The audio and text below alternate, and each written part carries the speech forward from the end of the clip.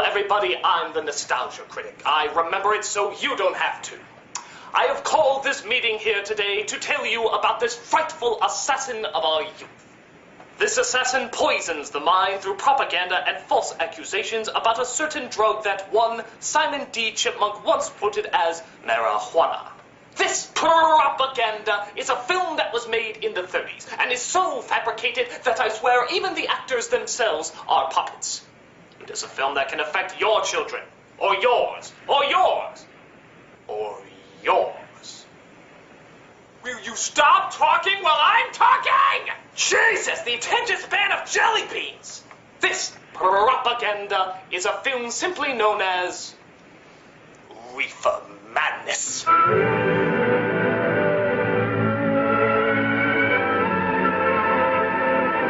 Yes, folks, it's time to take a look at a cult classic, Reefer Madness, an anti-drug film that's so anti-drugs that you'd swear they were just making this stuff up. Which, of course, they are. The film so misses the mark about the side effects of marijuana that even after-school specials are pointing and laughing at them. It's a film everybody loves to mock, and we're gonna look at it today. So let's not miss out on the highlight. Let's dive right into Reefer Madness. So after it starts out by saying the story is fictional, yeah, because we really needed that warning, the film gives us a brief forward about the tale we're about to see. No, not startle!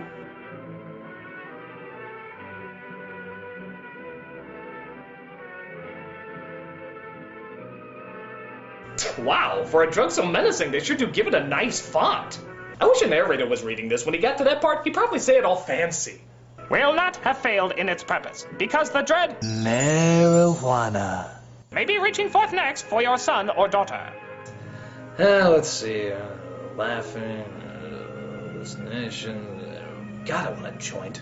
Let's see,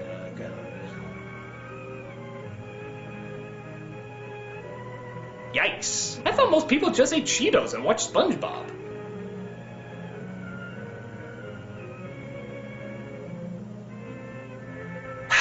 Why don't you just read us the damn movie? Hell, the phone book is sounding more entertaining than this. Let's see, if we wipe out this ghastly menace, then the picture will not have failed in its purpose. If its purpose was to bore the living shit out of us, I agree. We then watch a bunch of newspapers as they display the horrors of the evil drug. Police wage war on narcotic. Dope peddlers caught in high school. Police raid marijuana flat. This leads us to the widest of gatherings at the School Parents Association. Dr. Alfred Buzzkill here tells us just how high his high school has actually gotten. It exists in almost every city and hamlet in the country. It might be interesting and important for you to know some of the methods used in bringing these drugs into the country. Sure, go ahead. They are hidden in fake jewelry cases, in the heels of shoes, women's shoes especially, because the drugs can be secreted in false heels. A woman's shoe? That's a great idea! Hollowed shaving brushes are another medium. Books with false centers are often used. Watch cases... Slow down, this is all gold! Places. Recently, a huge supply of heroin was taken. It was concealed in an apparently harmless shipment of 35 barrels of olive oil. Now I'm gonna show you how to make a pipe bomb, just so you never figure out how to do it. And more deadly, even than these soul-destroying drugs, is the menace of marijuana. Well, that's just common knowledge. No doubt many of you do not believe that these things do happen, but they cannot happen to you. You may also believe that the facts have been exaggerated. By you? Never! Let me tell you of something that happened right here in our own city. So as you imagine, he goes into the backstory of what caused this thrilling meeting to happen in the first place. Apparently there were these gangsters, see, who spent most of their time selling marijuana to teenagers and providing a place for them to smoke it. The woman who runs the apartment is named May, who's going out with one of the gangsters. Oh, Jack, we can get along without dragging those young kids up here. Oh, why don't you button up your lip?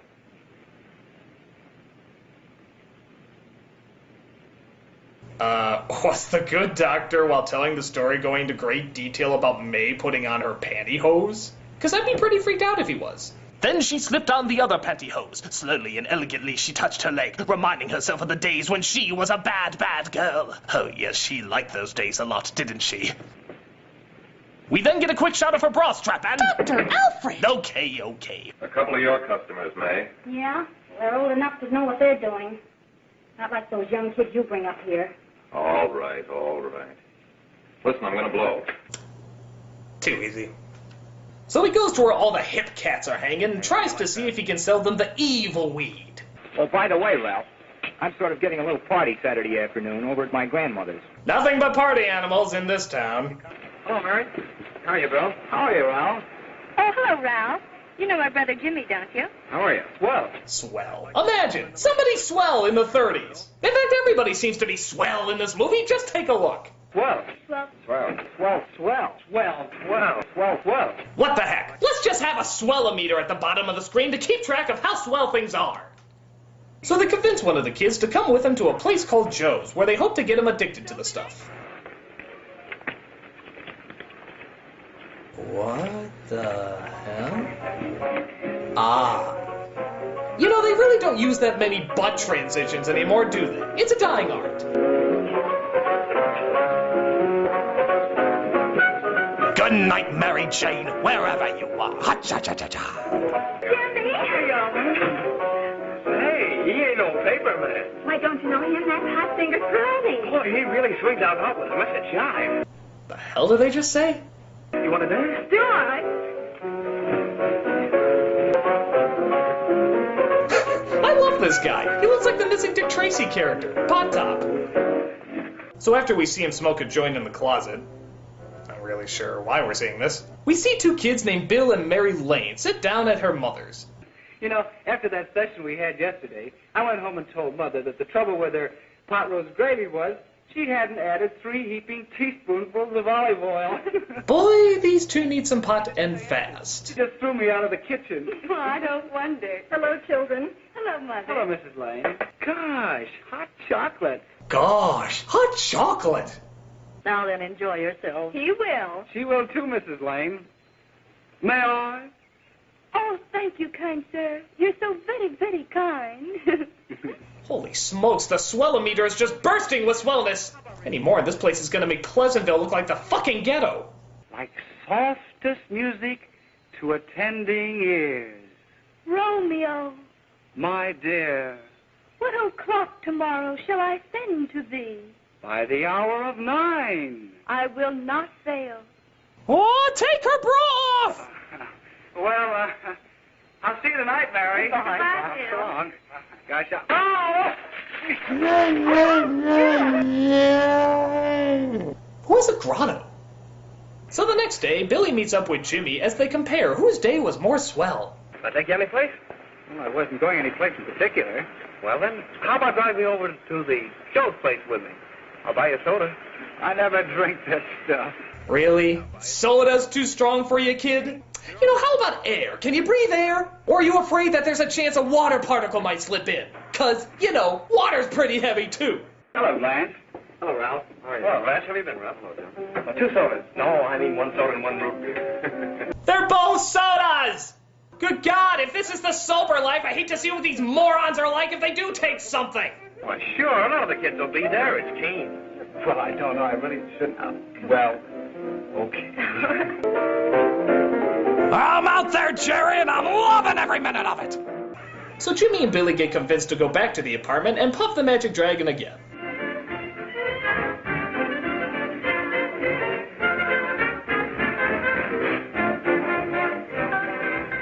Wait a minute! Hold it! Stop the movie! I'll puke? Something must be brought to the attention of this travesty. Let me guess, you have something to say. When do I not have something to say? All right, well, what do you got to talk about? It may come to an astonishing revelation to all of you that I, in fact, have done drugs in the past. No. Oh, yes. You may be shocked to find that I was not always a straight arrow. Your arrow's as straight as a hedge maze. But needless to say, I must point out this is not how high people act. You will notice the constant movement emulating from their feet. Notice the incredible amount of energy that they have in their step. This is not a common occurrence. The typical stoner looks more like this. Quiet, immovable, and astonished that he has 2 hands. You will also notice the absurd amount of smoke that these kids are taking in. And yet not once do they ever let out a smoker's cough. Even people that work in a tobacco factory let out a cough every once in a while. These teens are smoking Kool-Aid. And why not? They get drunk off of soda, apparently. Well, thank you. That was very informative. Are you done? Oh, I'll never be done, but I will stop for now. Okay, so after they get... You got O.J. Simpson off the hook, and you caused 9/11! Okay, so after the teens get higher than Zeus, one of the gangsters lets out this really crazy laugh.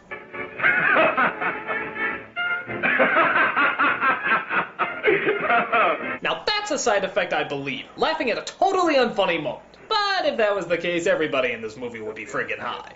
So one of the gangsters approaches the crime boss and lets him know how business is going. That's 10 gross for Jack Perry. Who? Pete Daly. All right, send him in. Pete Diddy? I thought you moved on to the harder stuff by now.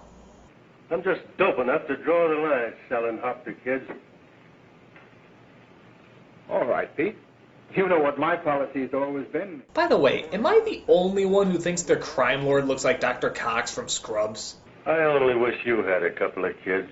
The boys are not satisfied. I'm always glad to have them retire. I'll tell you what, Barbie, if you can get the kids to just give us their money, I won't have an emotional scene to show I'm not such a tough guy.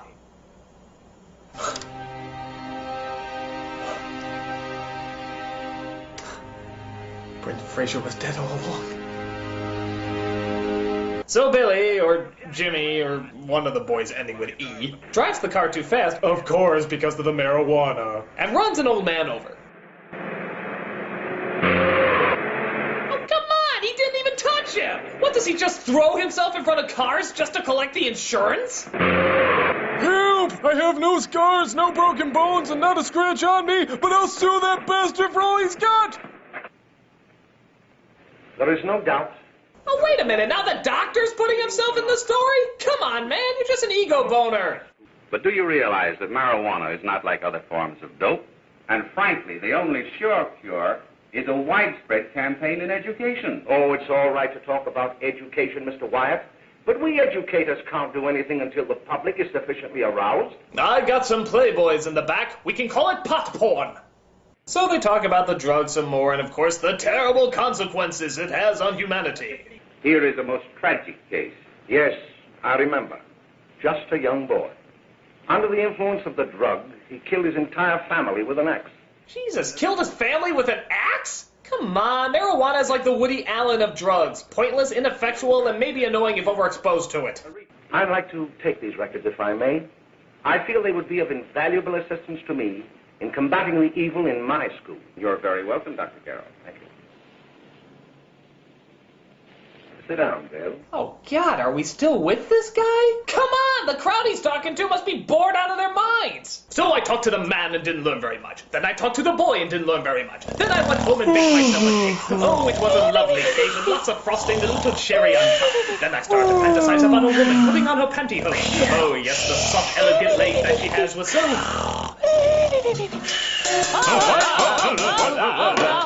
Wish I didn't have to bring that to every meeting. You were always a fine student. You always had excellent grades. If you were being honest with me and honest with yourself, I'm afraid you tell me an entirely different story. I'm worried about something at home. So the doctor tries to see if there's anything wrong with the kid, but doesn't get anything out of him. Oh, that was boring. Let's get high again. Come on, Bill. Come on. Come on. What the hell is up with his face? Come on. Come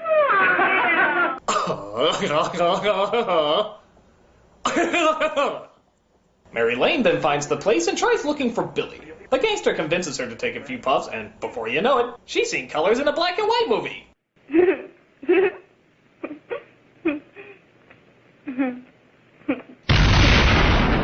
But the gangster tries to take advantage of Mary Lane as Billy walks in and misinterprets what he sees. What o'clock tomorrow shall I send to thee? It's sweet of you to help me, Bill. And how fucking dare anyone out there make fun of I Brittany? did not have sexual relations with that. Oh my God, this is the greatest movie I've ever seen in my life. Hide your kids, hide your wife, and hide your husband because they raping everybody out here. This, of course, causes him to go on a rampage and fight pretty well for a guy stoned off his ass. But then somebody whips out a gun.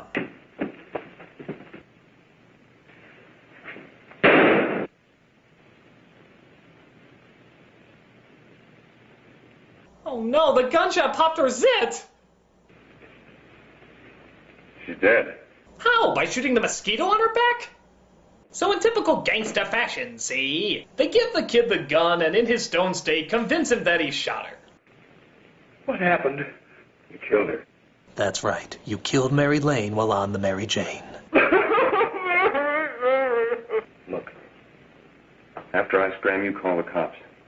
And this is your story. I can still hear you. You kids came up here for a couple of beers. What? You're out in the kitchen, you heard the shots.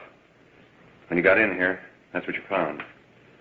Just stick to that story. Oh, why wouldn't she? Isn't that what happened? I'm so high I don't care.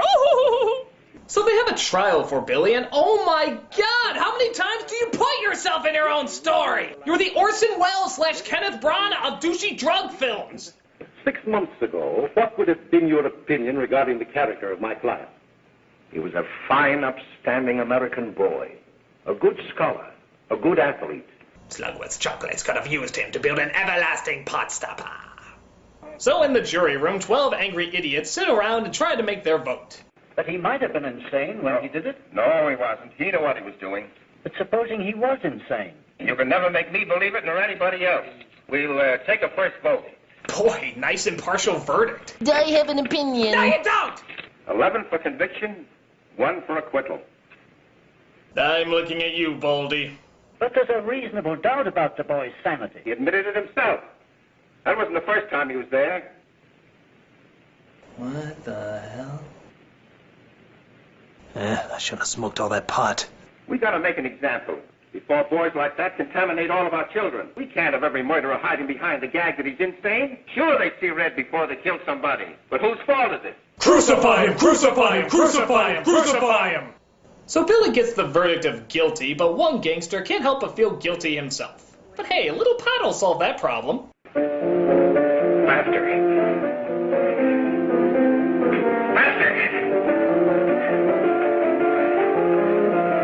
Wait, Master!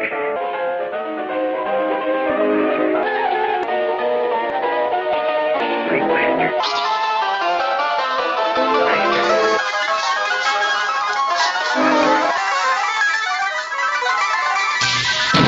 Great Scott, she traveled back in time! 1.21 gigawatts! Just then, another gangster comes in to see him in his drug-induced state. I know what you want. You want to kill me. You're crazy. Word of advice, you never want to call a crazy guy crazy. You know, because they're fucking crazy! So the gangster goes nuts and attacks him with a fly swatter, while one of the other people in the building calls the police. Hurry, hurry! There's a terrible fight going on. Yes, yes. Apartment 32. But wait a minute! How can anybody get a word in during that? What, was she talking to herself? Hello? Hurry, hurry! There's a terrible fight going on. What? Yes, yes. I didn't say Apartment 32. So Elliot Ness and his untouchables are sent out to arrest the people involved, and eventually the drug bust is closed. They even get the woman to confess all the crimes they've committed, including the framing of Billy for murder. Bill didn't know he hadn't killed Mary. He was so doped up, they made him think he had. Ralph wanted to tell you, too. Oh, if they'd only let him. But this is the truth, Judge. I'm telling you the truth. After Jack saw the poor thing was dead, I'm just as much to blame. I am.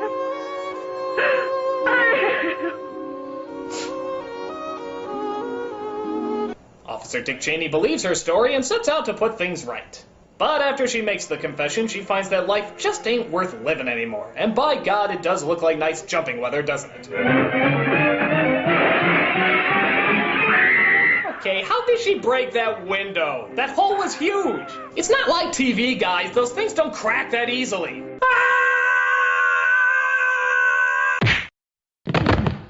So Billy is let off the hook and the gangster is sent to jail. Still stoned off his ass, apparently. I guess the guard was nice enough to let him smoke a few before he went into court. It is recommended, Your Honor, that the defendant be placed at an institution for the criminally insane for the rest of his natural life. I see no reason why the request should not be granted. This, of course, ends our story as our doctor friend tells us the final message that we're supposed to take home from all of this. Because it is only through knowledge that we can safely protect them. Failing this, the next tragedy may be that of your daughter, or your son, or yours, or yours, or yours. Tell your children the truth about marijuana. It's less dangerous than alcohol, but it's still somehow illegal. It's never harmed a soul in history except for the people we just made up. We give it to the sick and elderly, but that's only because they're going to die anyway. Or yours! Wait a minute! I got one last thing that I want to say. What is it, Puke? Have you ever considered the possibility of who's actually stoned in this movie? What do you mean? Well, think about it. You have a group of people who are clearly over-paranoid. They do nothing but sit in a room and stare at one person for hours. And they tell over-exaggerated stories that, in fact, never happened. Oh, so what you're saying is... These hypocrites are stoned off their asses! The only reason they're watching him is because they believe his head is a giant molten milk ball. And the only reason he's with them is because he's paranoid what'll happen if he stops talking. Okay, Puke, you've made your point. Put that in your pipe and smoke it, because we already know what's really in there. All right, Puke, settle down. Cookies! Cookies! Why'd you say that? I don't know, I'm stoned. All right, well, despite this being painfully false and, of course, hokey as hell, this is a fine little bit of propaganda. There's a reason this became a cult classic. It's so misinformed about what it's trying to inform you about that the hilarity speaks for itself. And while nobody should think that drugs are one of the greatest things in the world, it's so fun to see just how extreme some people will go to convince us that even the most harmless of drugs are the worst things in the world. It's a lot of fun, and you can see it almost everywhere, even on DVD. So if you get a chance, check it out. I'm the Nostalgia Critic, I remember... Wait! I have something important to say! What? What the hell can you have to say? I just want to say that this film really affected me. And as of today, I am going to quit marijuana cold turkey! Really? Yes. I never knew what a horrible effect it was having on me all these years. Wow. Okay, well, I guess some good can come out of this movie, even if it is incredibly misleading. That's right. It's just good old-fashioned crack for me! Okay, I knew there was a catch. That's lovely. Okay, I remember it so you don't have to. Why is your head a melting milk ball? Shut up!